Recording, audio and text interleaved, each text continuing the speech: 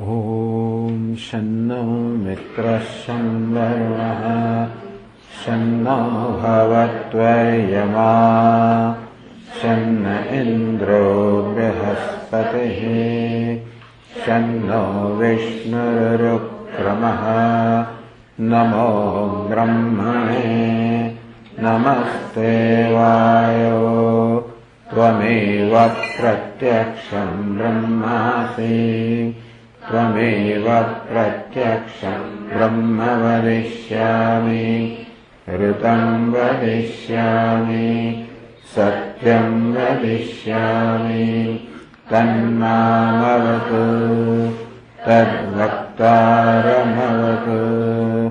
अवतु माम् अवतु वक्तारम्। शान्ति शान्ति शान्तिः।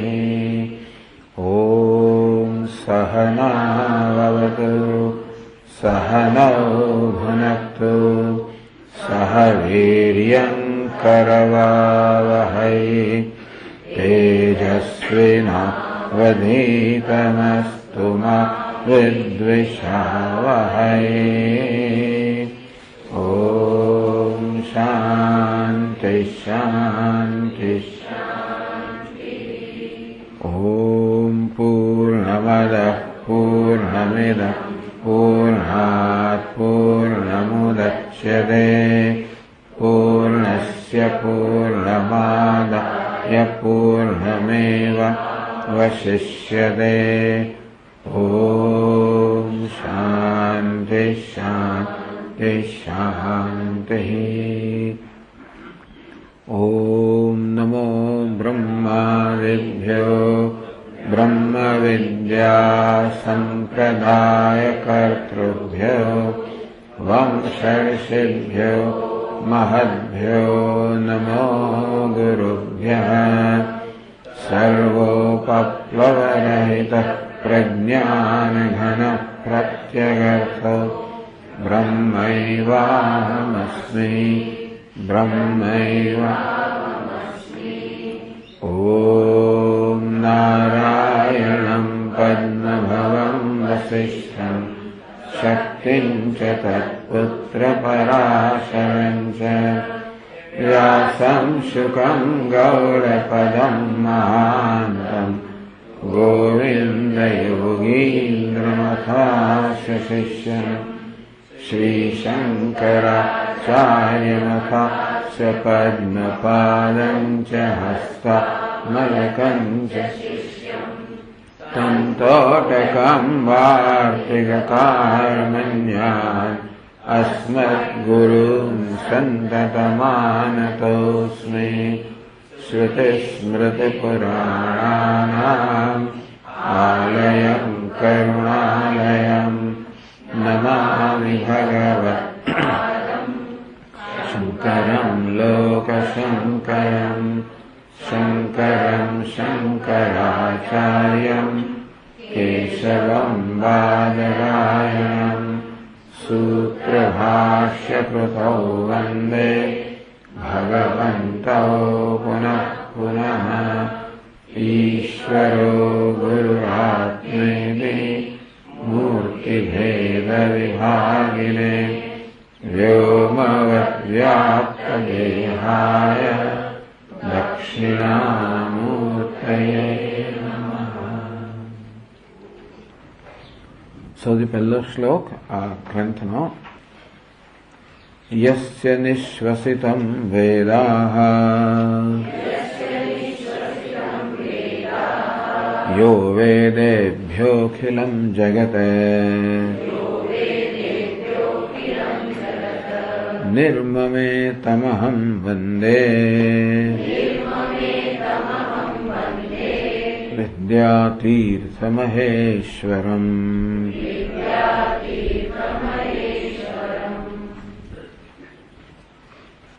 તો આ ગ્રંથ છે જીવન મુક્તિ વિવેક. મનુષ્ય જ્યારે જીવંત છે ત્યારે જ મુક્ત હોય અને વિવેક એના પર વાસ્તવમાં વિચારણા. જીવન મુક્તિ એ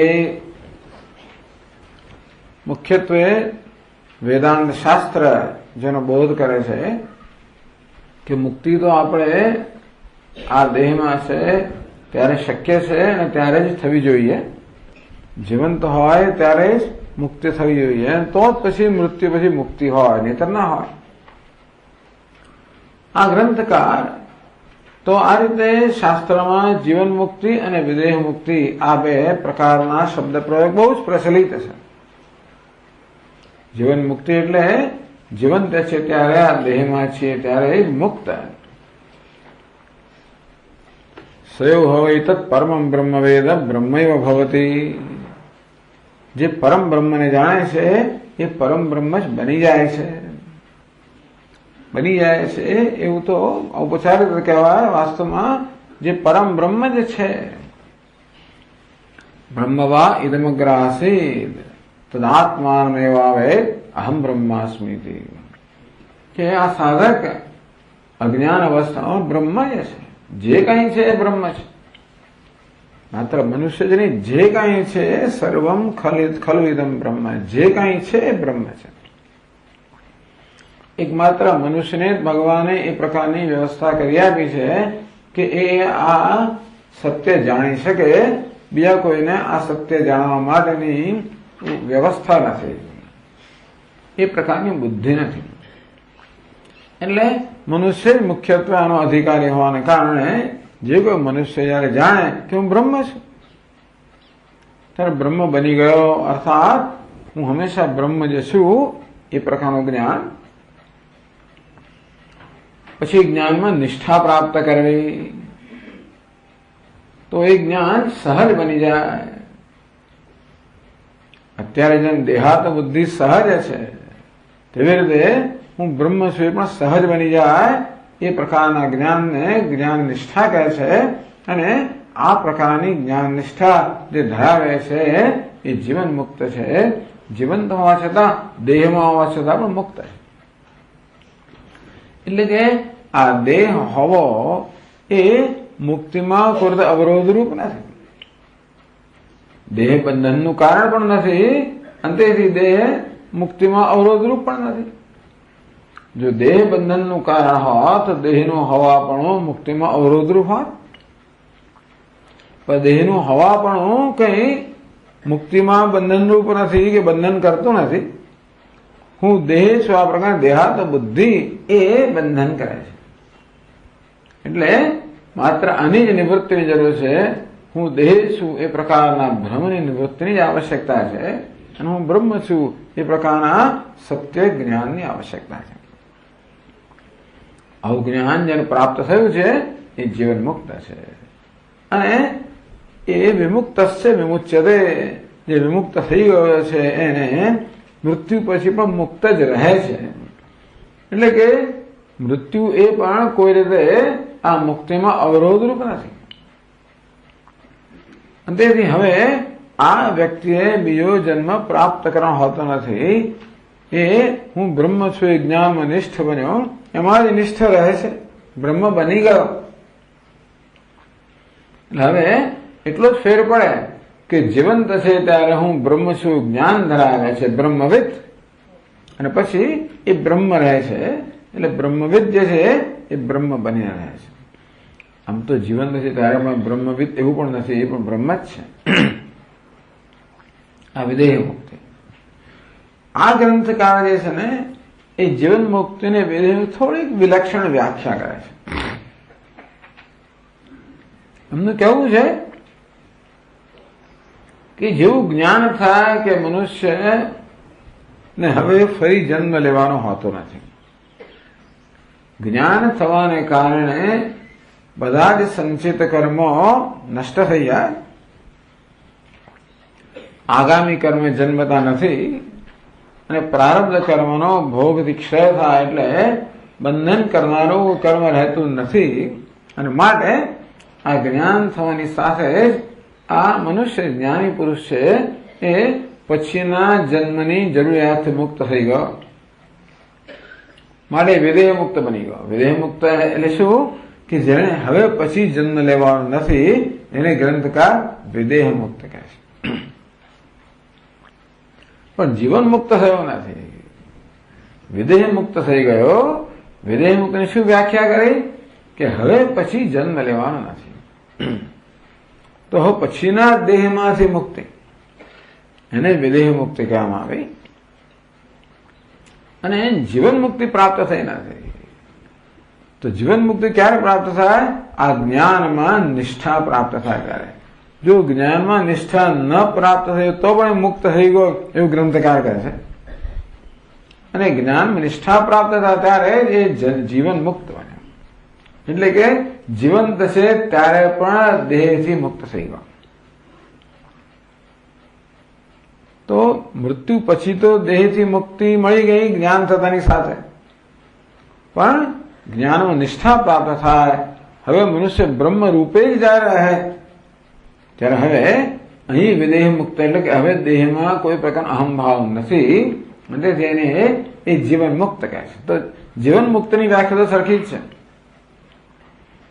બંને વ્યાખ્યા પ્રમાણે આ ગ્રંથકાર પણ જીવન મુક્ત જે જ્ઞાન નિષ્ઠ છે, સ્થિત પ્રજ્ઞ છે, એને જીવન મુક્ત કહે છે, જે સામાન્ય વ્યાખ્યા છે. પણ વિદેહ મુક્તિની વ્યાખ્યા એટલે એનો ચર્ચા કરી કે આપ તો વિદેહ મુક્તિની કે નવી વ્યાખ્યા કરો છો. પ્રચલિત વ્યાખ્યા તો એ છે કે આ દેહ પછી, મૃત્યુ પછી દેહ પ્રાપ્ત થાય એને વિદેહ મુક્તિ કહેવાય. તો એ કહે છે કે અમે આ વિદેહ મુક્તિ અને જીવન મુક્તિમાં એવું છે કે પેલા લોકો વિદેહ મુક્તિ એટલે બધા પ્રકારના દેહથી મુક્તિ એમ કહે છે. અમે કહીએ છીએ કે હવે પછીના દેહમાંથી મુક્તિ, તો આ દેહમાંથી મુક્તિ થવાની નથી. આ દેહ તો પ્રારબ્ધ રહેવાનો જ છે. અને માટે વિદેહ મુક્તિનો અર્થ પછીનો દેહ ન થાય. આ પ્રકારે દલીલો કરીને પોતાનો જે પક્ષ છે એ પક્ષનો પણ પુરવાર કરે છે. તો આના માટે હવે આ વિદેહ મુક્તિ અને જીવન મુક્તિ. વિદેહ મુક્તિ એટલે જ્ઞાન થવું, જીવન મુક્તિ એટલે જ્ઞાનમાં નિષ્ઠા પ્રાપ્ત થવી. કયા સાધન છે કે જે બે પ્રકારના સંન્યાસ છે, બે કક્ષાના સંન્યાસ છે, વિવિદિશા સંન્યાસ અને વિદ્વત સંન્યાસ. એની વ્યાખ્યા પણ થોડી જુદી છે. વિવિદિશા વેદિતુમ ઈચ્છા, જ્ઞાન પ્રાપ્ત કરવાની ઈચ્છાને વિવિદિશા કહે છે. તો વિવિદિશા સંન્યાસ એટલે જ્ઞાન પ્રાપ્ત કરવાની ઈચ્છાથી લીધેલો સંન્યાસ. એ ક્યારે લેવાય? જ્યારે આપણને વિવિદિશા અર્થાત જ્ઞાનની ઈચ્છાનો ઉદય થયો હોય ત્યારે. એવું ક્યારે થાય? જ્યારે આપણને તીવ્ર વૈરાગ્ય પ્રાપ્ત થાય. તીવ્ર વૈરાગ્ય કોને કહેવાય? હવે અસ્મિન જન્મની મા ભુવન પુત્ર દારાદય મમ તીવ્રતર વૈરાગ્ય પુનરાવૃત્તિ સહિતો લોકો મે માસ્તુ કશ્ચન. તીવ્ર, મંદ, તીવ્ર અને તીવ્રતર વૈરાગ્યની ત્રણ અવસ્થાઓ હોય. મંદ વૈરાગ્ય એટલે પ્રસંગોપાત જન્મેલો વૈરાગ્ય જતો રહે. તીવ્ર વૈરાગ્ય એટલે મને હવે આ સંસાર જોઈતો નથી, ફરી મારે લગ્ન નથી કરવા, ફરી મારે આમાં પડવું નથી, એને તીવ્ર વૈરાગ્ય કહો. તીવ્રતર વૈરાગ્ય એટલે એ માણસને જો બધું સારું આપવામાં તો કદાચ જન્મ લેવાનું પસંદ કરે. અત્યારે ત્રાસી ગયો છે પણ કદાચ સારી સ્થિતિ પ્રાપ્ત થાય તો કદાચ પસંદ કરે. પણ પુનરાવૃત્ત સહિતો લોકો મે માસ્તુ કશ્ચન, મને તો જન્મવું જ નથી. ટૂંકમાં એને હવે કોઈ પ્રકારની આસક્તિ રહી નથી. જેને તાત્કાલિક આસક્તિ જતી રહી છે એનો મંદ વૈરાગ્ય. જેને અત્યારે એ જીવન જેવું જાણે છે એમાં આસક્તિ જતી રહી છે એનો તીવ્ર વૈરાગ્ય. પણ જેને જીવન માત્રમાં જ આસક્તિ જઈ રહી છે તીવ્રતર વૈરાગ્ય. તીવ્રતર વૈરાગ્ય ધરાવનારો હોય એ વિવિદિશા સંન્યાસનો અધિકારી છે. એને પરમહંસ સંન્યાસી કક્ષાઓ કહેવામાં આવે છે. પણ પરમહંસ સંન્યાસ પછી બહુદ કુટીચક, બહુદક, હંસ, પરમહંસ. એટલે કહ્યું કે પેલા જે મંદ વૈરાગ્ય વાળા હોય એ તો કદાચ કુટીચક બને, તીવ્ર વૈરાગ્યવાળા હંસ બને અને તીવ્રતર વૈરાગ્યવાળા પરમહંસ સંન્યાસી બને. તો આ પ્રકારે અને આ પ્રકારના સંન્યાસનું વિધાન શાસ્ત્રમાં છે. કોણે કહ્યું સંન્યાસ? એવું પૂછનાર તો હોય હંમેશા. એટલે ગ્રંથકાર ઘણા બધા દાખલાઓ પ્રમાણથી કહે છે કે ભાઈ આ પ્રકારના સંન્યાસનું વિધાન તો શાસ્ત્રમાં છે. બ્રહ્મ વિજ્ઞાન લાભાય પરહંસ સમાહ્વય શાંત દાંત્યાદિ સર્વૈ સાધનૈ સહિતો ભવેદિતિ. કે બ્રહ્મ જ્ઞાનનો લાભ પ્રાપ્ત કરવો હોય તો પરમહંસ સંન્યાસ લેવો જોઈએ. શાંતિ દાંતિ સમાધિ ષટક સંપત્તિ. આમ શમદ ઉપરમ વગેરે સમાધિ ષટક સંપત્તિથી સંપન્ન થઈને એટલે શું કહેવાય? તીવ્રતર વૈરાગ્ય. સર્વૈ સાધનૈ સહિતો ભવેત. આ બધા પ્રકારના સાધન પ્રાપ્ત કર્યા હોય, વિવેક, વૈરાગ્ય, સમાધિ ષટક સંપત્તિ, આ ખરેખર તો આદર્શ રીતે એને સંન્યાસ લેવો જોઈએ. શેના માટે? બ્રહ્મ વિજ્ઞાન લાભાય, બ્રહ્મ જ્ઞાન પ્રાપ્ત કરવા માટે.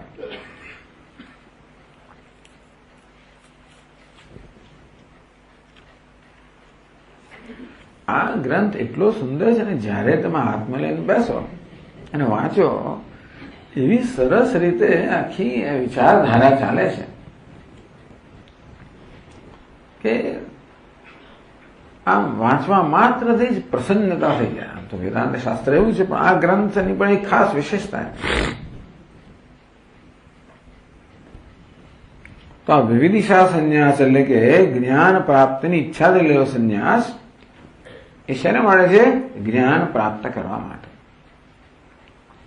આ વિવિધિશા સંન્યાસી તદ વિજ્ઞાનાર્થમ સગુરુમેવાભિગચ્છેત.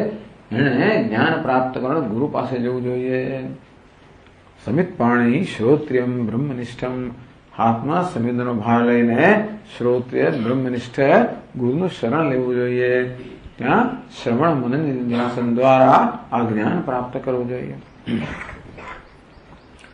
તો વિવિધિશા સંન્યાસનું ફળ છે જ્ઞાન પ્રાપ્તિ. હવે એને જ્ઞાન થયું, હવે બીજો સંન્યાસ લે, વિદ્વત સંન્યાસ.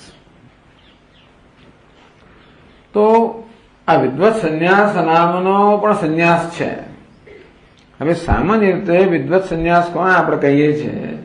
જે જ્ઞાનનિષ્ઠ છે એને આપણે વિદ્વત સંન્યાસી કહીએ છીએ. પ્રચલિત છે.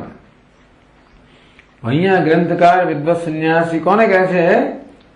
કે જ્ઞાન નિષ્ઠા પ્રાપ્ત કરવા માટે જે સંન્યાસ લેવામાં આવ્યો છે એને વિદ્વત સંન્યાસી કહે છે. શક્ય છે કે તમે સંન્યાસ વગેરે જ્ઞાન પ્રાપ્ત કરી શકો. અહીં તો ગ્રંથકાર કહે છે કે સ્ત્રીઓને પણ વિવિધિશા સંન્યાસનો અધિકાર છે. એટલે કે ઘરમાં બેસીને પણ મનુષ્ય શાસ્ત્ર ચિંતન કરી શકે વગેરે, અને શક્ય છે કે જ્ઞાન પ્રાપ્ત કરી શકે. પરંતુ જ્ઞાનમાં નિષ્ઠા પ્રાપ્ત કરવા માટે તો વિદ્વત સંન્યાસી બનવું જ પડે.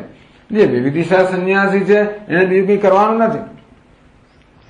કદાચ કોઈ વિવિધિશા સંન્યાસ ન લીધો હોય તો વિદ્વત સંન્યાસ ગ્રહણ કરવો જોઈએ. તો જ એનું મન આ જ્ઞાન નિષ્ઠા માટેનો જે પ્રયત્ન છે માટે ઉપલબ્ધ રહે. તો જ્ઞાન નિષ્ઠા માટેનું શું સાધન છે ભાઈ? તો કે મનોનાશ વાસનાક્ષય. તત્વજ્ઞાન, મનોનાશ, વાસનાક્ષય. આ છે તો જ્ઞાન નિષ્ઠા, જીવન મુક્તિ. આ વિદ્વત સંન્યાસ શાને લેવામાં આવે છે? જીવન મુક્તિ માટે. ભાઈ જીવન મુક્તિનું વિલક્ષણ સુખ જે છે, હું મુક્ત છું, એને કારણે કોઈ પ્રકારનું બંધન નથી. આ બંધન એ તો આપણે પોતે ઊભી કરેલી વસ્તુ છે. આમ બંધન નામની કોઈ બહારની ઘટના નથી. કોઈ આપણને બાંધતું નથી. કોઈ આપણને પરવશ બનાવી શકે નહીં. જો આપણે ધારીએ તો આપણે સહકાર આપીએ તો કોઈ આપણને પરવશ બનાવે, કોઈ આપણને દુઃખી કરે, કોઈ આપણો લાભ લે વગેરે વગેરે થાય આપણને. તો આપણા મને સંતાપ જન્મે કે અરે મેં પેલું કામ કેમ કર્યું, પેલું કામ કેમ ન કર્યું. આ બધું જે છે એ બંધન છે. અંદર એક પ્રકારના દબાણો બધા હોય કે આ તો કરવું જ જોઈએ, આ તો ન જ થાય વગેરે વગેરે.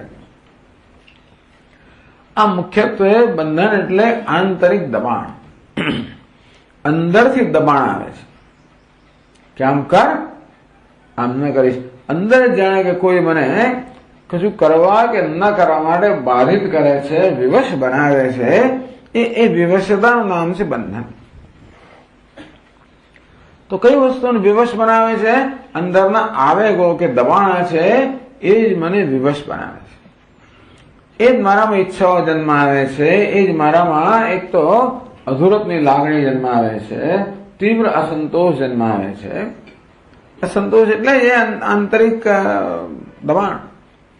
એ જ જગતમાં આસક્તિ ઉત્પન્ન કરે, ક્યાંક રાગ ઉત્પન્ન કરે, ક્યાંક દ્વેષ ઉત્પન્ન કરે. રાગ દ્વેષ વળી પાછા મને કંઈક કરવાનું, નહીં કરવાનું વગેરે દબાણ જન્માવે. આ ગમે છે, પેલું નથી ગમતું, આ પ્રકારે બધા વ્યવહાર રાગ દ્વેષથી પ્રેરાય ન થાય. આનું બંધન. એક વસ્તુ તો આપણા મનમાં સ્પષ્ટ હોવી જોઈએ કે આ બંધન જે છે એક આંતરિક વસ્તુ છે, સબ્જેક્ટિવ વસ્તુ છે, અર્થાત એક આંતરિક વસ્તુ, એક આધ્યાત્મિક સમસ્યા છે. એ કોઈ ભૌતિક કે વ્યવહારિક સમસ્યા નથી. કોઈ પ્રકારનું બંધન, કોઈ પ્રકારનું દબાણ, કોઈ પ્રકારનો શોક, કોઈ પ્રકારની પરવશતા આ ક્યારે પણ વ્યવહારિક વસ્તુ નથી. આ આધ્યાત્મિક સમસ્યા છે. આપણે ભલે એમ ઘણી વાર લાગતું હોય કે દુનિયા મારા પર દબાણ કરી રહી છે, મને પરવશ બનાવી રહી છે, મને ભય પમાવી રહી છે, મને આમ કરી, એવું આપણે લાગતું હોય. પણ એવું કોઈ ક્યારે ભય પમાડે, કોઈ ક્યારે વિવશ બનાવે જ્યારે આપણામાં પહેલેથી જ વિદ્યમાન એવું આંતરિક દબાણ હોય. તો આપણો રાગ દ્વેષ હોય તો કોઈ આપણને પરવશ બનાવે. અમુક જ વસ્તુ મેં જોઈએ તો પેલો કે નહીં આપો, અમુક ના છે તો કે આપીશ. ટૂંકમાં કોઈ ભલે જે આપવું આપે, ના આપવું એ ના, પણ કોઈ કશું આપે ના આપે, મને કશું મળે ના મળે, ઈચ્છા પૂરી થાય ન થાય, અપેક્ષા પૂરી થાય, આ બધી વસ્તુઓ ક્યારે દુઃખ આપે, સુખ દુઃખ આપે? મારામાં રાગ દ્વેષ હોય ત્યારે, અપેક્ષા હોય ત્યારે, ઈચ્છાઓ હોય ત્યારે. એ હોય જ નહીં તો અત્યારે ચાલો કોઈ ફૂલ આપી ગયું, બહુ સરસ. ના આપી ગયું તો વાંધો નહીં. અપેક્ષા કે એને મને ફૂલ આપવું જોઈએ, તો પછી જો ના લાવે તો મુશ્કેલી. તે પાછું તાજું ફૂલ આપવું જોઈએ, પછી ગુલાબ આપવું જોઈએ, ફલાણું કામ, આવી જાતની મનમાં અપેક્ષા હોય. અને પછી કઈ દરરોજ મોટી મોટી માળા લાવતો, એક દાડા પછી પેલી 5 પૈસાની માળા લઈ આવે. તો દરરોજની વાત તો અમારો હક છે, આ ન લાવ્યો એ મારો અપમાન છે. આવું બધું અગરધંધા બધી કેટલી ગડબડો ચાલતી હોય છે બધી. એમાં બીજા કોઈને ખબર ના બિચારા એમને એમ કે ભાઈ આપણને તો જે મળ્યું સારું, સારામાં સારું લાવે, પણ આજે આવું જ મળ્યું. આજે સ્વામી કે ગુલાબ હતા જ નહીં, એ કમળ નહોતા. એટલે કમળની માલા કેમ ના આવે? રોજતા સ્વામી નથી મળ્યા આજે. પણ મને કોણ દુઃખી કરે છે? હું જ મને દુઃખી કરું છું. આમ આપણે આપણી જાતને દુઃખી કરતા અટકીએ, એનું નામ મુક્તિ. કેમ દુઃખી કરે છે? આપણા વિશેના ખોટા ખ્યાલને કારણે જે જ્ઞાન જન્મેલા છે.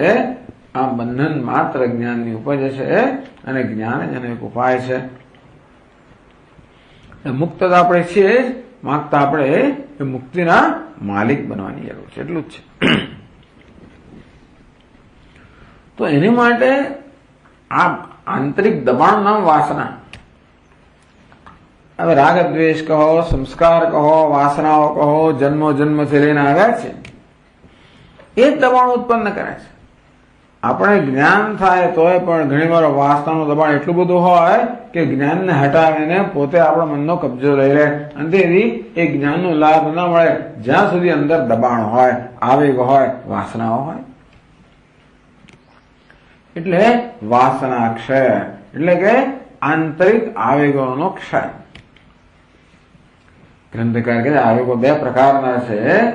સારા આવેગો છે, શુભ વાસના છે, અને મલિન વાસના છે. તો આ જે શુભ વાસનાઓ છે એને મલિન વાસનાઓ છે એને શુભ વાસનાઓથી નિવૃત્ત કરવી, આ પ્રયત્ન સતત થવો જોઈએ. વાસનાક્ષય અને મનોનાશ એમ કરતા કરતા મનમાં કોઈ પ્રકારની વૃત્તિ ઉઠે જ નહીં. વૃત્તિ ઉઠે તો આપણને ખલેલ પહોંચાડે, વિક્ષિપ્ત કરે. તો આ વાસનાઓ જ વૃત્તિઓ જન્માવનારી છે. માટે વાસનાઓ ન હોય તો વૃત્તિ ના હોય. આ રીતે વાસનાક્ષય મનોનાશ થાય ત્યારે આ જ્ઞાનમાં નિષ્ઠા પ્રાપ્ત થાય, જીવન મુક્તિ પ્રાપ્ત થાય. તેથી વિદ્વત સંન્યાસી શું કરવાનું રહ્યું? વાસનાક્ષય અને મનોનાશ. તો જુઓ, વાસનાક્ષય પ્રકરણ તમે જો ખોલો 38 વાનું છે. એટલે આપણે થોડા આપણી જરા સ્મૃતિ તાજી કરી લઈએ. તો જીવન મુક્તિ તો શું છે આપણે સમજી ગયા. અચ્છા, જીવન મુક્તિ સાધનમ નિરૂપયામઃ. હવે જીવન મુક્તિનું સાધન છે નિરૂપણ કરીશું. તત્વજ્ઞાન મનોનાશ વાસનાક્ષય તત્સાધનમ. તત્વજ્ઞાન મનોનાશ અને વાસનાક્ષય એ જીવન મુક્તિનું સાધન છે. તત્વજ્ઞાનની મદદથી વાસનાક્ષય અને મનોનાશ કરવો. આમ તો ગ્રંથકાર કહે છે કે આ ત્રણનો અભ્યાસ થવો જોઈએ. તત્વજ્ઞાનનો એટલે એવું છે કે આ વિદ્વત સંન્યાસની વાત છે. જેને જ્ઞાન થઈ ગયું છે એ હવે વિદ્વત સંન્યાસી કહેવાય. એને માટે હવે જીવન મુક્તિ એટલે જ્ઞાન નિષ્ઠા પ્રાપ્ત કરવા માટે જીવન મુક્તિ કહો કે જ્ઞાન નિષ્ઠા કહો. તો જ્ઞાન એક વસ્તુ છે, જ્ઞાન નિષ્ઠા જરા જુદી વસ્તુ છે. આપણે કશીક વસ્તુ જાણતા હોય છતાંય પણ ઘણી વાર બેધ્યાન હોઈએ ત્યારે એ વસ્તુ આપણા મનમાં રહેતી નથી. બધું ગોખીને ગયેલો. ટેલિફોનમાં મમ્મીએ કહ્યું કેમ આ વસ્તુ બનાવવી. અમેરિકાથી લોકો અહીંયા ટેલિફોન કરે અને પછી પૂછે કે મમ્મી કારણ કે મમ્મી પપ્પા અહીંયા આપેલો એકલો પડી ગયો ત્યાં. ખીચડી કેમ બનાવે, પેલું કેમ બનાવે, અહીંયા બધું ટેલિફોનમાં પૂછે. બધું મમ્મીએ ગોખાવ્યું હોય. વળી ખીચડીમાં તાકડે કશું ભૂલી ગયો અને મીઠું નાખવાનું ભૂલી ગયો, અથવા પાણી આટલું ને મતલબ આટલું થઈ ગયું. એટલે એ બનાવતી વખતે બીજું ધ્યાન જરા બરોબર ના હોય તો કેવી રીતે આપણે ભૂલ થઈ જતી હોય. જાણીએ છીએ પરંતુ એ જાણકારી જ્ઞાન આપણને ઉપયોગ ક્યારે હોય? આપણે બરોબર ધ્યાન રાખતા હોય ત્યારે તો એ જ્ઞાન ઉપયોગી થાય. આપણે બેધ્યાન બની જઈએ તો જાણતા હોય તો પણ એ જ્ઞાન ઉપયોગી ના થાય. એટલે સાવધાની જરૂર છે.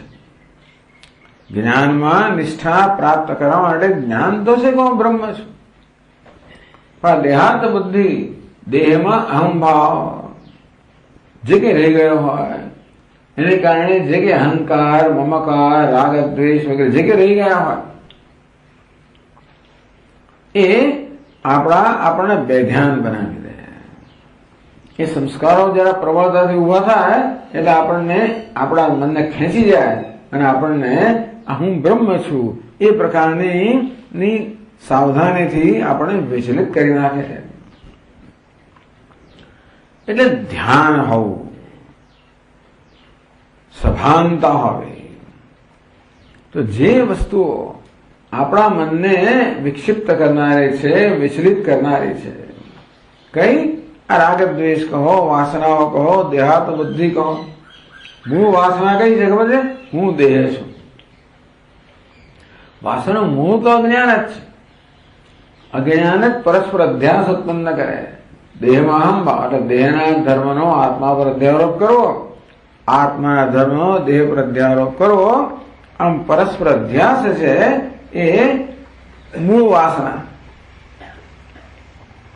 દેહ એટલે કે હું મર્ત્ય છું. દેહનો ધર્મ શું છે? જન્મ મૃત્યુના અધીન છે. એટલે હું મર્ત્ય છું, મૃત્યુના અધીન છું. આ દેહ જે છે બધા પ્રકૃતિના નિયમોને અધીન છે અને માટે હું પ્રકૃતિના નિયમોને અધીન છું. આ દેહ બિચારો દેશમાં કાળમાં વસ્તુમાં મર્યાદિત છે. હું દેશ કાળ વસ્તુમાં મર્યાદિત છું. આ દેહમાં મનમાં અનેક ઝંખનાઓ છે. હું ઝંખના વાળો છું. આમ ઉપાધિની બધી જ મર્યાદાઓનો પોતાના પર અધ્યારોપ કરીને પોતાને બધી જ રીતે મર્યાદિત કર્મ માનવો આ મૂળભૂત વાસના છે. સાથે સાથે આત્માના ધર્મનો ઉપાધિ પર અધ્યાસ. આત્મા પ્રિય છે, બડા દેહ અને અહંકાર અત્યંત પ્રિય બની જાય છે.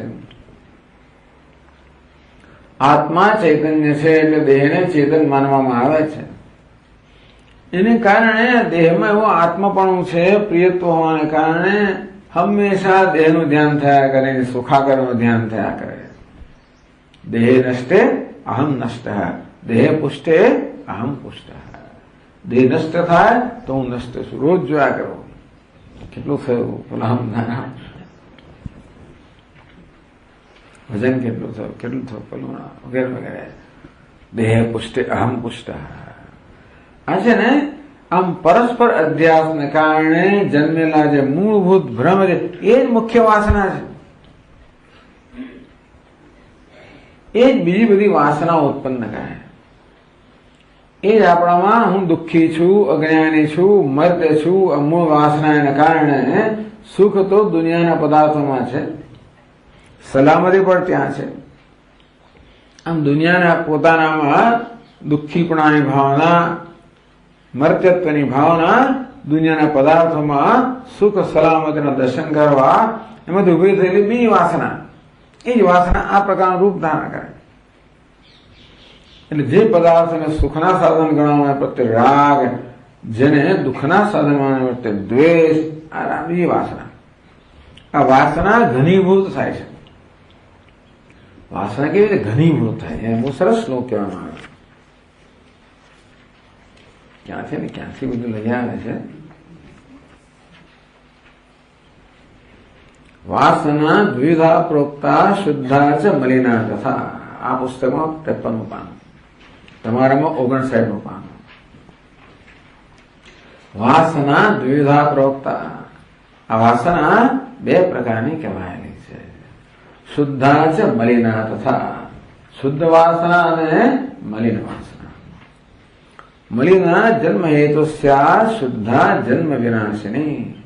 આ મલિન વાસના છે એ પછીના જન્મનું કારણ બને. શુદ્ધ વાસના છે એ આ જન્મનો નાશ કરનારી, મુક્તિ અપાવનારી નીવડે. વાસના એ પણ આપણું ઉપયોગી વાસના. વાસના બે પ્રકારની કહેવામાં આવી, શુદ્ધ વાસના અને મલિન વાસના.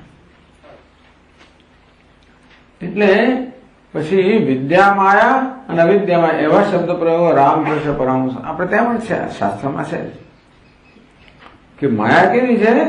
વિદ્યા માયા જ્ઞાન અપાવીને મુક્ત કરનારી માયા.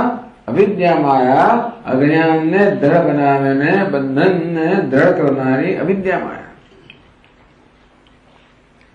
તો આ રીતે વાસના કહો તો મલિના જન્મ હેતુ શુદ્ધ જન્મ વિનાશિની.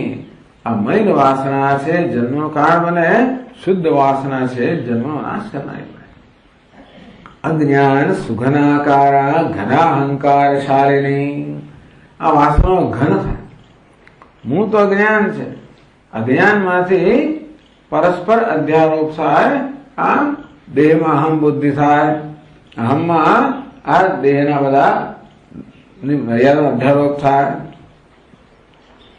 દેહાદીનામ પંચકોશાનામ તત્સાક્ષિણ ચિદાત્મનસ્ય ભેદ આવકમ અજ્ઞાનમ. વાસ્તવમાં તો ઉપાધિ અનાત્મા છે અને હું તેનો સાક્ષી છું. ચિદાનંદ રૂપ શિવો. હું ચિદાનંદ સ્વરૂપ છું, શિવ સ્વરૂપ છું. આ બધાનો સાક્ષી છું. એટલે ખરેખર તો બે તત્વો છે, આત્મા અને અનાત્મા. તદ્દન ભિન્ન છે. જ્યાં આત્મા છે ત્યાં અનાત્મા સંભવી ના શકે. જ્યાં પ્રકાશ હોય ત્યાં અંધકાર ન સંભવી શકે. તેવી રીતે જ્યાં આત્મા અનાત્મા સંભવી જ ન શકે. આત્મા તો દ્રષ્ટા રૂપે પ્રકાશે છે, અનાત્મા દૃશ્ય રૂપે પ્રકાશે છે. દ્રષ્ટા હંમેશા દ્રષ્ટા હોય, દૃશ્ય હંમેશા દૃશ્ય હોય. એ ક્યારે એકબીજા સાથે એમનો શેરભેળ થઈ જ ના શકે. છતાં એટલે માયા કહેવામાં આવે, અશક્ય વસ્તુને શક્ય બનાવવામાં આવે. આમ આત્મા અને અનાત્મા પરસ્પર જુદા હોવા છતાં પણ એ બેના ભેદને જે ઢાંકી રહે એને આવરણ કહેવામાં આવ્યું, અજ્ઞાન કહેવામાં આવ્યું. એમાંથી અનેક વિક્ષેપ જન્મે, અનેક પ્રકારના ભ્રમ જન્મે. એ ભ્રમ ધીમે ધીમે એનો સંસાર એનો બધો વિસ્તાર વધતો જાય. તેન સુષ્ઠુ ઘનીભૂત આકારો સ્યાસાયમ અજ્ઞાન સુઘનાકાર. આ વાસના કેવી છે? જે સુઘન, એકદમ ઘન એટલે કે અત્યંત સ્થૂળ બની ગયેલું, ગાઢ બની ગયેલું અજ્ઞાન. યથા ક્ષીરમ તક્રમેલનેન ઘનીભવતી યથા વા વિલીનમ ઘૃતમ અત્યંત શીતલ પ્રદેશે ચિરમ અવસ્થાપન. એની ભાષા બહુ સરસ છે. જેવી રીતે દૂધમાં તમે દહીં ઉમેરો તો દૂધ કેવું બની જાય? ઘન બની જાય. અથવા તો આપણું ઘી હોય પણ એને અત્યંત ઠંડા પ્રદેશ મૂકો તો એ પણ કેવું હોય? થીજી જાય. તેવી રીતે વાસણા પણ શું છે? ધીમે થીજીને એકદમ ઘન બની જાય, અત્યંત નક્કર બની જાય. એટલે અંતેથી બંધન વધારે ગાઢ બનતું જાય. ઘણી ભાવશ્ચાત્ર ભ્રાંતિ પરંપરા. આ ભ્રાંતિની પરંપરા આગળ કહું ને કે હું દેહ છું, એમાંથી પછી હું અપૂર્ણ છું, એમાંથી પછી મારે પૂર્ણ બનવું છે, હું દુઃખી છું, મારે સુખી થવાનું છે. એને કારણે પછી દુનિયાના વિષયોમાં સુખનો અધ્યારો, જેને કહેવાય શોભનાધ્યાસ. એને કારણે ક્યાંક દુઃખનો અધ્યારો, એને કારણે રાગ અને દ્વેષ. આ પ્રકારે પરંપરા. આ વાસના શું હોય છે? સુઘનાકાર. મૂળ વાસના અવિદ્યા છે. ધીમે ધીમે આ પ્રકારે આવું ઘન એટલે નક્કર રૂપ લેતી થાય. તો આ રાગ અને દ્વેષ છે ને એ આ વાસનાના સૌથી સ્થૂળ રૂપ છે એમ કહી શકાય. તેમે પણ એ વધારે ઘન કેવી રીતે બને? આપણને જે આપણે ઈચ્છીએ છીએ કે મને એમાંથી સુખ પ્રાપ્ત થાય, એ ક્યારેય આપણી ઈચ્છા સફળ એટલામાં થવાની નથી કે જે પદાર્થમાંથી સુખની અપેક્ષા રાખીએ છીએ તે સુખ નથી. એટલે આપણને આજે અથવા કાલે નિરાશા જન્મવાની છે. કદાચ શરૂઆતમાં એમ લાગે કે આ પદાર્થને સુખ આપી રહ્યો છે અને તેથી મને એમાં આસ્થા જન્મે, મને વિશ્વાસ જન્મે વગેરે. ધીમે ધીમે બિચારો પદાર્થ છે એ પોતાની મૂળ વસ્તુ પછી જાહેર કરે. જેમ પેલી કથા કહી હતી ને આપણે કે એક માણસ ન્યુયોર્ક શહેરમાં હતો અને એક સુંદર સ્ત્રી જઈ રહી હતી ફૂટપાથ પર અને નજર પડી અને તરત માણસ બિચારો પીગળી ગયો અને પીછો કરવા માંડ્યો. એટલી સ્માર્ટ હતા, એમ જોયું કે હા મારી પાછળ આવીને તરત આમથી આમ ચાલતી હતી, એને વળાંક લીધો. પેલો એની પાછળ આમાં વળતી જેમ ગઈ તેમ પાછળ જતો ગયો. એટલે કે આ માણસ તો બરોબર થઈ ગયો છે, પાગલ થઈ ગયો છે. એટલે પછી એણે એક કોફી શોપમાં પ્રવેશ કર્યો. એક ટહલ જઈને બેઠી, આ ત્યાં જઈને બેઠો. માણસ બધું સંગોત બધો જતો રહે, જાત કેવો થઈ જતો હોય છે માણસ, કઈ પ્રકાર નશો આવી જાય પછી. એટલા માટે કામ કહો, ક્રોધ કહો, સંમોહા. ક્રોધાત કામાત્વાદી સંમોહા. કામથી ક્રોધથી એલો સંમોહ જન્મે. સંમોહા સ્મૃતિ વિભ્રમા. આ મગજનો મોહ જન્મ્યો, નશો ચડ્યો એટલે પછી શું કરવું ના કરવાનું ભાઈ વિવેક રહે નહીં. સ્મૃતિ ભ્રમસાદ બુદ્ધિ નાશે, વિવેક બુદ્ધિ નષ્ટ થઈ જાય. એટલે એને તો હું જાહેર જ જાણે કરી જ દીધું કે ભાઈ હું તો તારા પ્રેમમાં પડી ગયો. એટલે બધા પદાર્થો આવા છે. પીલીને આના પર દયા આવે એટલે મને કે એને કહે છે કે તું મારા માટે પ્રેમમાં શું તને કેવું સુંદર, તારા વાળા કેવા સુંદર, તારા દાંત કેવા સુંદર, તારા ફલાણું કેવું સુંદર વગેરે. એટલે વાળામ કાઢ્યા કે વિગત જો મારા વાળા દાંત સુંદર છે, એને પેલું ચોખ્ઠું કાઢ્યું. એટલે આમ ત્યારે એને ખબર કે આ વસ્તુ શું છે. તો દુનિયાના પદાર્થો ધીમે ધીમે શરૂઆતમાં પરિચય ના હોય એટલે આપણને લાગે આ બધું આકર્ષક છે. પછી ધીમે ધીમે વસ્તુ પોતાનું મૂળ સ્વરૂપ પ્રગટ કરે એટલે ક્યાં સુધી આકર્ષણ, નિરાશા જન્મવાની જ છે. આ રીતે કામ છે ક્રોધને જન્મ આપે ને લોભને જન્મ આપે, એટલે વાસના ઘનીભૂત થાય, ધીમે ધીમે રજોગુણ થાય, ધીમે પછી એમાંથી વધારે વિકૃતિઓ મનમાં આવે, છેવટે તમોગુણ. આ મલિન વાસના એટલે રજોગુણ ને તમોગુણ. રજોગુણ એટલે આસુરી સંપત્તિ અને તમોગુણ એટલે રાક્ષસી સંપત્તિ. આમ છોડે માણસ આવી રીતે રજોગુણી તમોગુણી થતો જાય. મોગાશા મોગ કરણા મોગાશા મોગ ક્રમણ મોગ જ્ઞાન વિચેતસ રાક્ષસી માસુરીમ છે પ્રકૃતિ મોહિનીમ શ્રિતા એવું થઈ જાય. એટલે આ ઘનીભૂત થઈ ગઈ. અત્યારે આપણા ઘન વાસનાઓ ચાવ્યો દેખાય છે. જાત જાતની લોક પ્રવૃત્તિ બધી કરતા હોય છે, કામથી પ્રેરાયને, ક્રોધથી પ્રેરાયને, લોભથી પ્રેરાયને જીવન ચાલતું હોય છે ને. આમ ત્રિવેદમ નરકસ્યેદમ દ્વારમ નાશનમ ક્રાણ અને ક્રોધ અને લોભ અને ભગવાને નરકનું દ્વાર કર્યું. એટલે આ ઘનીભૂત થઈ ગઈ, ઘનાહંકારશાળિની. એનો અહંકાર પણ ઘન બની જાય. આ બધું ગ્રંથકારે સમજાવ્યું. ઈદ મધ્યમયા લબ્ધમ ઇમમ પ્રાપ્સે મનોરથ. આ મળી ગયું, બસ હવે પેલું પૂરવા લઈ આવીશ. અત્યારે આ મળ્યું છે, વળી પાછું વધારે ધન પ્રાપ્ત કરીશ. આ પ્રકાર અસૌ મયા હત શત્રુ, આ શત્રુનો નાશ કર્યો, પેલાનો પૂરો કરીશ વગેરે. આ પ્રકારે મગજમાં ચાલ્યા જ કરે. આ વાસના જે છે કેવી બને છેવટે ઘણા અહંકારશાળીની. અહંકાર વધારે ઘન બનતો જાય, સાત્વિક માંથી રાજસ બનતો જાય, તામસ બનતો જાય. તો જેમ જેમ એટલે સ્થૂળતા વધતી જાય. સત્વ છે ને બહુ તરલ વસ્તુ છે. સત્વ શુદ્ધ હોવાને કારણે પારદર્શક છે, તરલ છે. રજસ છે એમાં મલિનતા હોવાને કારણે જરા આપણને વિક્ષેપ કરનારો છે. પણ તમસ તો અત્યંત ઘન છે. અંતે એની અંધકાર છવાઈ જતો હોય છે, અવિવેક છવાઈ જતો હોય છે.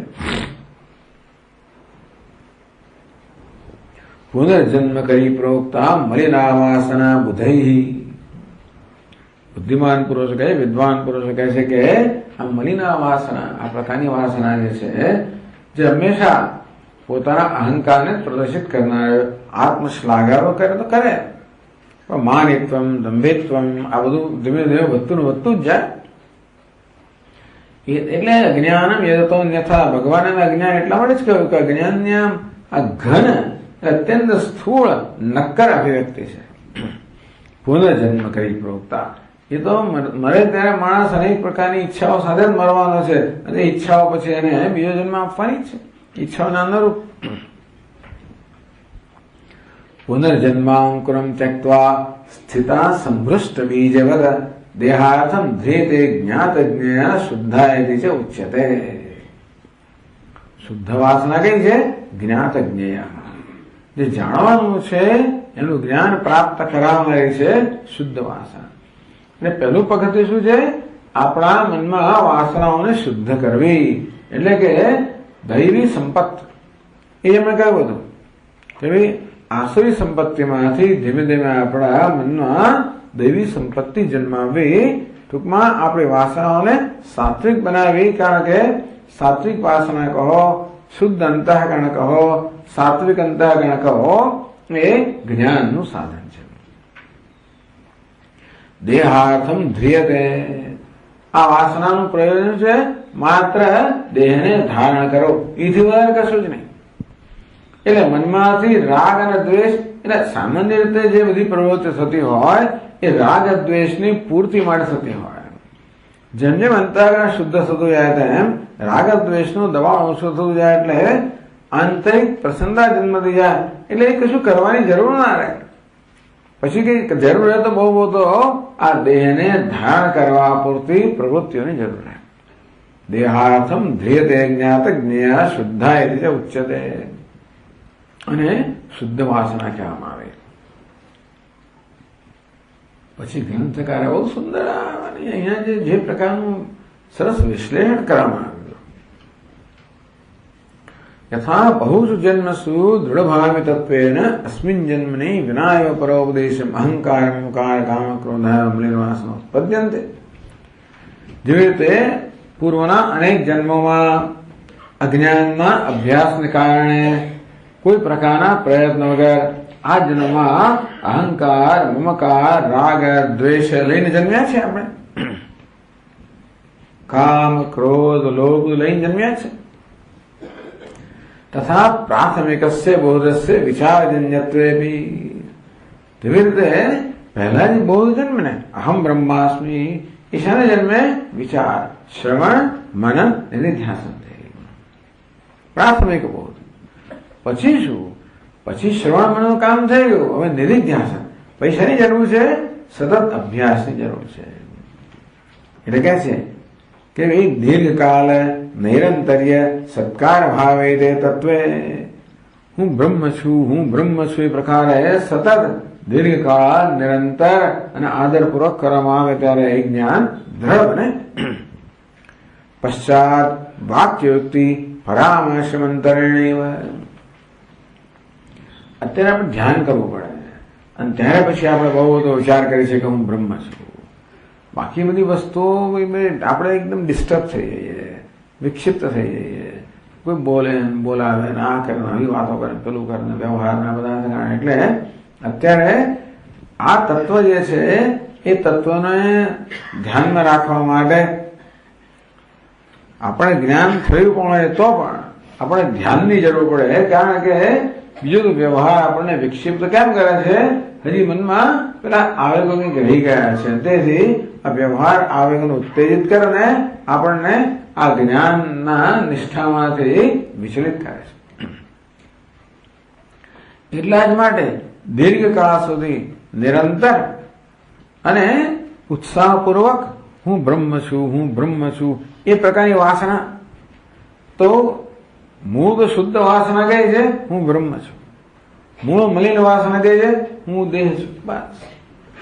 એટલે આ એમાંથી બધી ઘનાકાર, એમાંથી બધી જાત અહંકાર મમકાર રાગ દ્વેષ વગેરે જન્મ્યું, કામ ક્રોધ લોભ બધું જન્મ્યું। તો મૂળ વાસના એમાંથી જ પછી બીજી વાસનાઓ જન્મે, શુદ્ધ વાસનાઓ કેવી છે? અમાનિત્વમ અલંબિત્વમ અહિંસા ક્ષાંતિ અદ્વેષ્ટા સર્વભૂતાનાં મૈત્ર એતદ જ્ઞાનમિતિ પ્રોક્તમ। ભગવાને કહ્યું કે આ જ્ઞાન છે, કારણ કે જ્ઞાનમાંથી આ પ્રકારની વાસનાઓ જન્મે। તો એ વાસનાઓનો પણ સતત અભ્યાસ કરવો પડે। તો છેવટે વાક્યોક્તિ પરામર્શમંત, પછી કોઈ જાતનો વિચાર કર્યા વગર ઉભો ને ભાઈ નહીં, કોઈ જાતનો વિચાર, જેવી રીતે અત્યારે આ ઘડો મારી સમક્ષ હોય અને તરત કેવો ભાષે તેવી રીતે કોઈ પ્રકારના પ્રયત્ન વગર હું બ્રહ્મ છું એ ભાષે। સહસા તત્વમ પરિસ્ફુરતે, સહસા એ તત્વનું સ્ફુરણ થાય। તાદૃશ્યા બોધાનુવૃત્યા સહિત ઇન્દ્રિય વ્યવહાર શુદ્ધ વાસના, એ પ્રકારનો હું બ્રહ્મ છું એ પ્રકારના જ્ઞાન સહિતનો જે વ્યવહાર થતો હોય ને શુદ્ધ વાસના, એટલે હું બ્રહ્મ છું એ શુદ્ધતમ વાસના।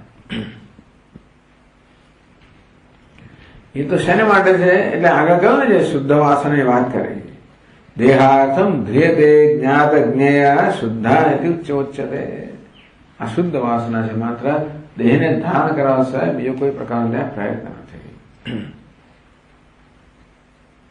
સંભૃષ્ટ બીજવત પુનર્જન્માંકુરમ ત્યક્ત્વા, પુનર્જન્મનો અંકુર જે કર્મનો છે એ કર્મ જાણે કે આપણે શીખી નાખ્યા, અંતે હવે એ કર્મ પુનર્જન્મ રૂપી અંકુર ઉત્પન્ન કરવા શક્તિમાન રહ્યા નથી। તો જ્ઞાન અગ્નિમાં બધા સંચિત બધા કર્મ છે એના શીખાઈ ગયા, તેથી હવે એ પુનર્જન્મ રૂપી બીજ ઉત્પન્ન કરવા શક્તિમાન નથી। યથા ભૃષ્ટાની વ્રીહ્યાદિ બીજાની કુસૂલ પૂર્ણ માત્રાય ઉપયોગતાની, તમે એકવાર પેલો બીજ હોય ને એને ધારો શેકી નાખો પછી એમાંથી કશું જ ના થાય, એમાંથી કોઈ તમે એમાંથી પાક પણ ના લઈ શકો, એમાંથી કઈ ખાવાનું ના બનાવો, કશું થાય જ નહીં, કોઠી ભરાય એથી વધારે કઈ ના થાય। કે માના કર્મ માત્ર કોઠી ભરવા માટે છે, શરીર ચલાવવા માટે, બાકી એ પુનર્જન્મના અંકુર પણ ઉત્પન્ન ના કરે કે આ જન્મમાં રાગ દ્વેષ પણ ના જન્માવે. આ પ્રકારે બે પ્રકારની વાસનાની વાત કરી, શુદ્ધ વાસના અને મલિન વાસના. હવે મલિન વાસનાની ચર્ચા કરે છે. મલિના ચ વાસના ત્રિવિધા 63 પાના પર. અહીંયા 56 પાનું, ત્યાં 63 પાનું ગુજરાતીમાં. મલિના ચ વાસના ત્રિવિધા. આ મલિન વાસના છે એ 3 પ્રકારની છે. લોક વાસના, શાસ્ત્ર વાસના, દેહ વાસના છે. બધા સમગ્ર શાસ્ત્રમાં જે કોઈ જગ્યાએ જે કશું કહેવામાં આવે ને એ બધે જેમણે સંકલન, એમણે નવું કશું નથી આપ્યું, બધે સંકલન કર્યું છે. પણ આ પ્રકારનું સંકલન એક જગ્યાએ પ્રાપ્ત કરવું બહુ અઘરું છે, એવી સરળ ભાષામાં. આ પ્રકારની સરસ રીતે આમ સુંદર વિચારની જ આખી જે વિચારધારા જે ચાલે છે એકદમ સરળતાથી. મલિના ચ વાસના ત્રિવિધા. મલિન વાસના પણ 3 પ્રકારની છે. લોક વાસના, શાસ્ત્ર વાસના, દેહ વાસના. લોક વાસના શું છે ખબર છે? કહે છે કે સર્વે જના યથા મામ નિંદંતી યથા ન નિંદંતી યથા સ્તુવંતી. આપણા મનમાં એવું હોય ને કે કોઈ મારી નિંદા ના કરે, મારું બધે સારું દેખાય, લોકો મારા વિશે સારું કે, મારી કોઈ નિંદા ના કરે અને મારી સ્તુતિ કરે, એવું આપણા ગમે. અને શું કહેવાય? લોક વાસના. તો તથૈવ સર્વદા આચરિષ્યામિ. એમાં એને કારણે ભાઈ વોટ વિલ હી સે, બીજો માણસ શું કહે છે. આપણા સ્વામીજી કે હિન્દુસ્તાનમાં સૌથી વધારે મહત્વની વસ્તુ છે પેલો શું કહે છે, હું મારું આચરણ કેવી રીતે કરું, એ શું કહે છે એને ધ્યાનમાં રાખીને આચરણ કરવું. મારી સ્તુતિ કરે, મારી નિંદા ના કરે, મારું ખરાબ ના લાગે, મારું સારું દેખાય, એ પ્રકાર આચરણ મરી જાઉં. તો સર્વદા આચરિષ્યામિ અભિનિવેશ લોક વાસના. આ પ્રકાર અભિનિવેશ, આ પ્રકારની આસક્તિ એને લોક વાસના કહેવામાં આવે. એને વાસના કેમ કહી? તો વાસના શુદ્ધ વાસના છે કે મલિન વાસના છે? તસ્યાશ્ચ સંપાદન અશક્ય. આ વસ્તુ કોઈ દળ થઈ જ ના શકે. કોઈ બધાએ મારી સ્તુતિ જ કરે અને કોઈ મારી નિંદા ના કરે, કોઈ ભલભલો આવે ને જાય તો આ શક્ય જ નથી. ભલભલામાં દુનિયામાં એક જન્મ્યા છે રામ, જે નિંદા કરે તો છતાંય પણ કૃષ્ણ ભગવાનની તો વાત છોડો જ જાણે કે કોન્મસ્મિન સાંપ્રતમ લોકે ગુણવાન કસ્ય વીર્યવાન. હવે તે નારદ મુને વાલ્મીકીજીને પૂછ્યું કે અત્યારે આ જગતની અંદર એમણે કેટલા શ્લોકોમાં કેવી સુંદર સુંદર ગુણો ધરાવનાર કોઈ છે કે જે ગુણવાન હોય, વીર્યવાન હોય, વગેરે વગેરે. આ બધાનો ઉત્તર આપવામાં આવ્યો. ઇક્ષ્વાક વંશ પ્રભો રામો નામ જનૈ શ્રુતઃ. કે તમે જે પૂછો છો એ તો એક છે, ઇક્ષ્વાક વંશમાં જેનો જન્મ થયો છે એ રામ એ છે. આ બધા ગુણ ધરાવનાર. એ રામજી બધું બહુ એ જ છે કે હું એવું આચરણ કરું કે કોઈ મારું ખરાબ ના કહે અને બધા મારું સારું જ કહે. તાદૃશસ્યાપી રામસ્ય પતિવ્રતા શિરોમણી ભૂતા જગન્માતુ સીતા શ્રુતમ અશક્યો જનાવાદ સંપ્રવૃત્ત. આવા રામની જે પતિવ્રતા સ્ત્રી શ્રેષ્ઠ, ટૂંકમાં પતિવ્રતા શિરોમણી, બીજી બધી તો કહેવાય પતિવ્રતા, પણ આ તો પતિવ્રતા શિરોમણી. તારા મંદોદર બધી પતિવ્રતા જ કહેવાય છે જે એનું ધારણ હોય છે, પણ આ તો પતિવ્રતા શિરોમણી. એના વિશે લોકોએ શું શું કહ્યું સંભળાય નહીં એવી વાતો લોકો કરતા હતા. તો મારા તમારું ટૂંકમાં આ લોકો જયારે રામજી આ વસ્તુ જયારે સિદ્ધ ના કરી શકે ત્યારે કોઈ સિદ્ધ કરી શકે જ નહીં. એટલે લોક વાસના મલિન વાસના કેમ છે? કારણ કે હંમેશા નિરાશા સાંભળવાની છે. માનિત્વમ એટલે માણસ હંમેશા પેલા શું કહ્યું, પેલા શું ના કહ્યું. આનું ધ્યાનમાં શું ચાલે ખબર? આ વસ્તુ ચાલે. પેલું આમ કહી ગયો તો તેમ ગયો, ફરી આવવા દો, હવે મને મળે એટલું આ સંભાવન પેલું કરું, એવી યોજના અંદર ચાલતી રહે. તથા દેશ વિશેષણ પરસ્પરમ નિંદાવાહ. નિંદા માટે લોકોને જોઈએ શું કશું નહીં. આ નાગર છે ને પેલો ફલાણો છે, આ પટેલ છે, 6 ગામનો ને પેલો 22 ગામનો, એટલો ભેદ તો હોય ને પૂરતો છે. આ સૌરાષ્ટ્રનો છે ને પેલો આવો છે ને ગુજરાતમાં નોર્થમાં, ઉત્તર ગુજરાત વાળા, દક્ષિણ ગુજરાત વાળા, બધા જાતના દેશ બાહુલ્ય, એમાં નિંદા બાહુલ્ય. આ દક્ષિણના બ્રાહ્મણોમાં અમુક જાતનો અમુક ઘમંડ હોય, એટલે કે આ ઉત્તરના બ્રાહ્મણો કેવા છે કે જો ને વેદમાં તો માંસ ભક્ષણ કરનાર છે. પેલા પાછા પેલા તો જો એની કઝિન ને એના પિતરાને પરણનારા છે આ બધા બ્રાહ્મણો આ દક્ષિણના, અને એ લોકો જો માટીના વાસણ વાપરનાર. એટલે દરેકનું પોતાનું કશું હોય એટલે બીજા નિંદા આવે તો ચાલતી. પેલા કે જે ઋગ્વેદી લોકો હોય એ પણ પેલા આશ્વલાયન વાળા હોય એમ કે નહીં કાનમાં શાખા કરતા આશ્વલાયન શાખા ઉત્તમ. પેલા શાખા વાળા કે નહીં આના કરતા આ ઉત્તમ. આ વ્યવસ્થિત છે. આ તો કે રામાયણ કહેવાય તો પેલા દક્ષિણ વાળા શું કહેવાય કે રામાયણ કહેવાય, રામચરિત માનસ વાળું અને કે રામાયણ કહેવાતું હશે. આ લોકો શું કે પેલું તો કે આ તો રામાયણ ધર્મ ગ્રંથ છે. તો કે દરેક ત્યાં આવે એટલે પોતાનું શ્રેષ્ઠ જાહેર કરે, બીજાને નિંદા કરવાના જ છે. શુચિ પિશાચ હૈ, જે બિચારો શુચિ હોય, અત્યંત શુદ્ધ હોય, સ્વચ્છ, અને પિશાચ કહે લોકો. વિચલ વિચક્ષણ, જે વિચક્ષણ હોય એને વિચલ કહે. ક્ષમા, જે ક્ષમાવાળો ને અશક્ત કહે લોકો, એનું કઈ ઠેકાણું સ્વામી કઈ કરી શકતો જ નથી. જે ક્ષમાશીલ છે, બલવાન હોય ને દુષ્ટ જ કે આવો જ છે. નિશ્ચિત ચોર સુભગ, જે સુંદર દેખાતો કામી જ છે, માની જ લેવાનો. કુલોકમ આરાય તુમ સમર્થ, દુનિયામાં કે જે એવું કોણ માણસ થયો છે જે બધાને ખુશ કરી શકે? કોઈ ના બની શકે. વિદ્યતે ના ખલું કશિદ ઉપાય સર્વલોક પરિતોષ કરો. દુનિયાના બધા લોકોને સંતુષ્ટ આપે સંતો એવું કોઈ ઉપાય દુનિયામાં છે નહીં. માટે સર્વથા સ્વહિતમ આચરણીય, માણસે શું કરવું છે? પોતાનું હિત જેમાંથી થાય એ પ્રકારનું આચરણ કરવા. ભાઈ પેલો શું કહે છે શું નહીં કરી, શેને હિત થશે એવું આચરણ કરવા. કિંગ કરી સ્થિતિજનો બહુ જલ્પ, લોકો શું કરી લેવાના છે? બડબડ કરનારા લોકો બધા વગેરે. આમ લોકો વાસના. પછી એટલે જ કહ્યું તુલ્ય નિંદા સ્તુતિર મૌની સંતુષ્ટો એને કે તુલ્ય નિંદા સ્તુતિર મૌની. લોક વાસનાથી મુક્ત થયો એને તુલ્ય નિંદા અને સ્તુતિ સમાન છે. શાસ્ત્ર વાસના ત્રિવિધા, પાઠ વ્યસનમ, બહુશાસ્ત્ર વ્યસનમ, અનુષ્ઠાન વ્યસન. બસ શાસ્ત્ર વાસના 3 પ્રકારની ગઈ. પાઠ જ કર કરો આખો દાડો, પેલા સૂત્રોના બોલે પાઠ ચાલ્યા જ કરે સવારની સાંજ સુધી, એવું વ્યસન. બહુશાસ્ત્ર વ્યસન, એક પછી ગ્રંથોનો અભ્યાસ કર્યા જ કરો, એક પછી એક. અનુષ્ઠાન પૂજાઓ કર કરવી, કેટલાક પાઠ કર કરે, કેટલાક પૂજા કર કરે, કેટલાક શાસ્ત્રનો અધ્યયન જ કર્યા કરે. અમને એક વસ્તુ ખોટી નથી, પણ એ જ કરવાનું બીજું કશું ના કરવું એને નામ વાસના છે. કોઈ વસ્તુમાં અભિનિવેશ થઈ જાય, અત્યંત આસક્તિ થઈ જાય, એને કોઈ ચાલે જ નહીં, એના વાસના. એ પછી બધા ઘણા પ્રસંગો કહેવામાં આવ્યા કે આ પાઠ વ્યસનને કારણે શું થયું. તો ભારદ્વાજમાં પાઠ વ્યસન થયું, મારે કેવું અપમાન થયું, પેલા ફલાણું વ્યસન હતું વગેરે. બહુ શાસ્ત્ર વ્યસન,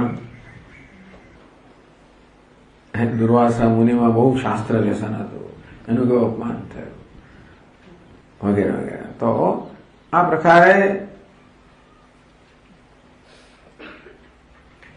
નારદ મુનિને પણ બહુ બધા શાસ્ત્રનું વ્યસન હતું, કેવા દુઃખી હતા. તો આ પ્રકારે બધાને કર્મનું વ્યસન. પણ કઈ કર્મ તમને મુક્તિ અપાવવાનું નથી, શાસ્ત્રનું પઠન મુક્તિ અપાવવાનું નથી, કે પછી અધ્યયન મુક્તિ અપાવવાનું નથી. આ પ્રકારે તો મલિન વાસના, શાસ્ત્ર વાસના, લોકવાસના, શાસ્ત્ર વાસના, દેહ વાસના.